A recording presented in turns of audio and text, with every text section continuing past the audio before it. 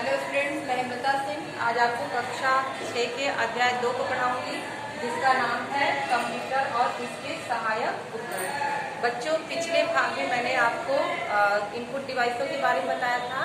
आज मैं आपको प्रोसेसिंग डिवाइस के बारे में बताऊंगी। तो प्रोसेसिंग डिवाइस जो है सीपीयू है कंप्यूटर का, क्योंकि सीपीयू जो होता है वही कंप्यूटर का मस्तिष्क कहा जाता है, क्योंकि सभी क्रियाओं को नियंत्रित करने का कार्य, सभी क्रियाएं करने का कार्य यह सभी जो है सीपीयू के द्वारा ही किया जाता है। सीपीयू का पूरा नाम सेंट्रल प्रोसेसिंग यूनिट है और सीपीयू जो है यह संख्याओं, वर्णों और संकेतों के कुशलतापूर्वक संचालन द्वारा डाटा को प्रोसेस करता है। यह कंप्यूटर सिस्टम के अन्य अंगों जैसे विभिन्न इनपुट, संचार, स्टोरेज और डिस्प्ले डिवाइसों को नियंत्रित करता है। प्रोसेसर के जो होता है सीपीयू जो है प्रोसेसर, उसके 3 भाग होते हैं: control unit, arithmetic logic unit और मेमोरी यूनिट। तो इसमें जो कंट्रोल यूनिट होता है, कंट्रोल यूनिट कंप्यूटर में अरिथमेटिकल लॉजिकल यूनिट से मेमोरी यूनिट या दूसरे आउटपुट डिवाइसों के डाटा प्रवाह को नियंत्रित करता है। यह मेमोरी यूनिट से निर्देशों, आदेशों को प्राप्त करता है। मैथमेटिकल ऑपरेशन की स्थिति में यह उसे एएलयू में भेजता है। किसी गणना या तुलना न होने की स्थिति में यह सूचना को आउटपुट डिवाइस में भेज देता है।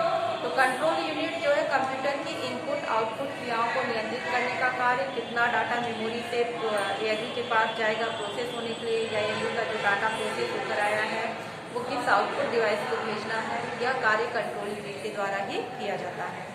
अगला है arithmetic logic unit. Arithmetic logic unit है, यह सभी गणनाएं करता है और निर्णय लेता है। यह कंट्रोल यूनिट से डाटा प्राप्त करता है। यह सूचना परिणाम को आउटपुट डिवाइस पर दर्शाने के लिए कंट्रोल यूनिट को वापस भेजता है। तो कंप्यूटर में जो गणितीय क्रियाएं की जाती हैं, जो तार्किक क्रियाएं की जाती हैं, ये प्रोसेसर के अरिथमेटिक लॉजिक यूनिट के द्वारा ही किया जाता है।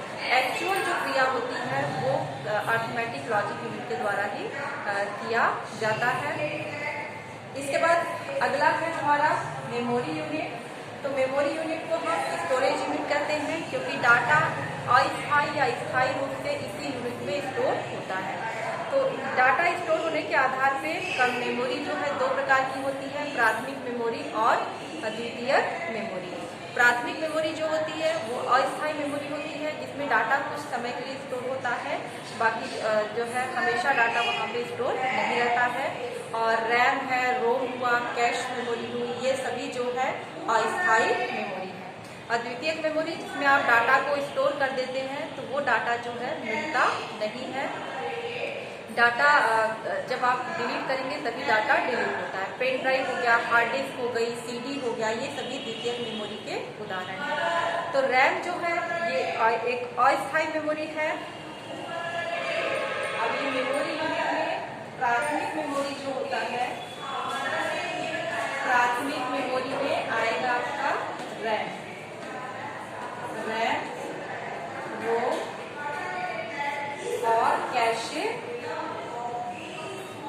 ये 3 प्रकार की मेमोरी आएगी। तो रैम जो होता है यह प्रोग्राम डाटा और निर्देशों को तब तक स्टोर रखती है जब तक कंप्यूटर ऑन रहता है, और जब कंप्यूटर बंद हो जाता है तो डाटा भी गायब हो जाता है। यही कारण है कि रैम को अस्थायी मेमोरी भी कहते हैं। तो जब तक लाइट रहेगी कंप्यूटर में तब तक डाटा रैम में स्टोर होता है, या डाटा रैम में आया है जब तक डाटा प्रोसेस हो रहा है तब तक रैम में होगा। प्रोसेस होने के बाद जाता है, जब आउटपुट डिवाइस को भेज दिया जाता है तो रैम का स्थान खाली हो जाता है।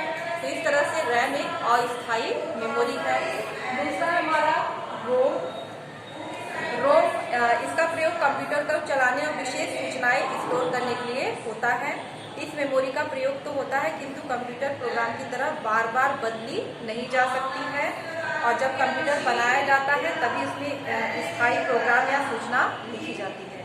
इन प्रोग्रामों की कंप्यूटर से काम कराने के लिए तथा त्रुटियों को रिपोर्ट करने के लिए आवश्यकता होती है। कंप्यूटर बंद कर देने के बाद भी ये प्रोग्राम मेमोरी में बने रहते हैं, और रोम के कई रूपांतर हैं। तो जो रोम होता है रीड ऑनली मेमोरी, इसमें डाटा जो है जब एक बार लिख दिया जाता है तो डाटा को मिटा नहीं सकते हैं, और कंप्यूटर के जो आवश्यक प्रोग्राम है जो कंप्यूटर को ऑन होने के लिए जरूरी होते हैं वो सभी जो है रोम में होते हैं। और रोम को हम रीड ऑनली मेमोरी कहते हैं, जिसमें हम डाटा को मिटा नहीं सकते हैं, केवल एक बार लिखने के बाद डाटा को केवल हम जो है पढ़ सकते हैं, दोबारा उसको मिटा नहीं सकते। अगर आपको दोबारा मिटाने की ज़रूरत है तब आपको रोम को ही बदलना पड़ेगा। अब आता है रोम जो होता है वो भी 3 प्रकार की होती है, जिसमें रोम के प्रकार में आएगा आपका रोम, EEPROM आएगा और डबल EEPROM। तो इसमें जो प्रोम है, जिसका पूरा नाम है प्रोग्रामेबल रीड ऑनली मेमोरी, इसमें ये सिलिकॉन की चिप होती है। इसमें डाटा को जब एक बार लिख देते हैं तो डाटा को विशेष विधियों के द्वारा जो है या किसी भी तरह से मिटाया नहीं जा सकता है। इसमें जो है अगर आपको डाटा आपका गलत हो गया है तो दोबारा डाटा लिखने के लिए आपको उस पूरी चिप को ही बदल देना पड़ता है, आपको फिर से नई रोम लेनी पड़ती है। तो रोम इसमें मेमोरी लोकेशन पर डाटा स्टोर करने के लिए एक निश्चित वोल्टेज की आवश्यकता होती है। और प्रोग्रामेबल रोम एक चिप है जिसका प्रयोग बायोस प्रोग्राम के लिए होता है। बायोस का पूरा नाम है बेसिक इनपुट आउटपुट सिस्टम।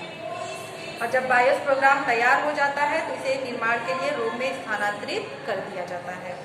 फिर आता है हमारा EEPROM, जिसको हम erasable programmable read only memory बोलते हैं। और ये भी एक मेमोरी चिप है जिसकी विषय वस्तु को मिटाया जा सकता है और रक्षात्मक कवर को हटाकर पुनः प्रोग्राम किया जा सकता है। इरेजेबल प्रोग्रामेबल रोम टेक्नोलॉजी चिप को बदले बिना विषय वस्तु को बदलने के लिए मेमोरी कोशिकाओं को पुनः सेट कर देती है। यह अल्ट्रावायलेट प्रकाश द्वारा पहली विषय वस्तु को मिटा देता है और फिर पुनः प्रोग्राम भर देता है।